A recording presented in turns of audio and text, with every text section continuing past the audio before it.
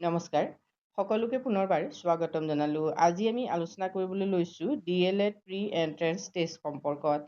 যিসকল ছাত্ৰ ছাত্ৰীয়ে ইতিমধ্যে ভাবি আছা শিক্ষক হিচাপে নিজকে প্ৰতিষ্ঠা কৰাৰ কথা, সেইসকল ছাত্ৰ ছাত্ৰীৰ বাবে আজি ভিডিঅ'টো যথেষ্ট গুৰুত্বপূৰ্ণ হ'ব।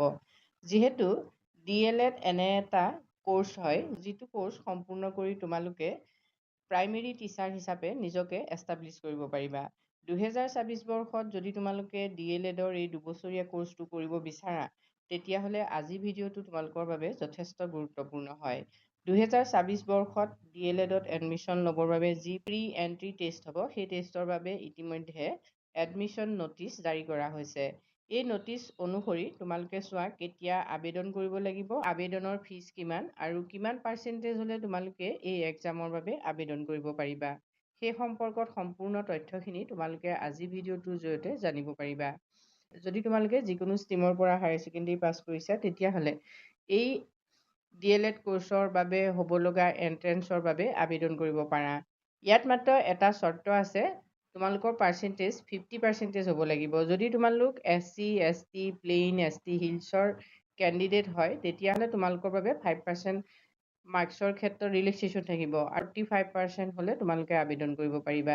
ইয়াত বয়সৰ নিম্নতম সীমা হ'ল 18 আৰু ঊৰ্ধ্বতম সীমা হ'ল 34। কিন্তু SC, ST, plain, ST hills দুবছৰ ইয়াত বয়সৰ ৰিলেক্সেশ্যন থাকিব। চিটৰ ক্ষেত্ৰত যিহেতু ইয়াত ৰিজাৰ্ভেশ্যন পলিচি ফ'ল' কৰা হ'ব, বিশেষকৈ SC, ST, plain, ST hills লগতে PWD, EWS এইসকল কেণ্ডিডেটৰ বাবে ৰিজাৰ্ভেশ্যনত কিছু চিট থাকিব। যদি তোমালোকে এই পৰীক্ষাৰ বাবে এপ্লাই কৰিব বিচাৰা, তেতিয়াহ'লে https://certpet.co.in এইটো হ'ল ৱেবছাইট। এই ৱেবছাইটত গৈ তোমালোকে এপ্লাই কৰিব পাৰা। এতিয়া এপ্লিকেশ্যন ফিজ হ'ল 600 আৰু এই 600 তোমালোকে debit card, credit card etcetera এনেকৈ তোমালোকে দিব পাৰিবা।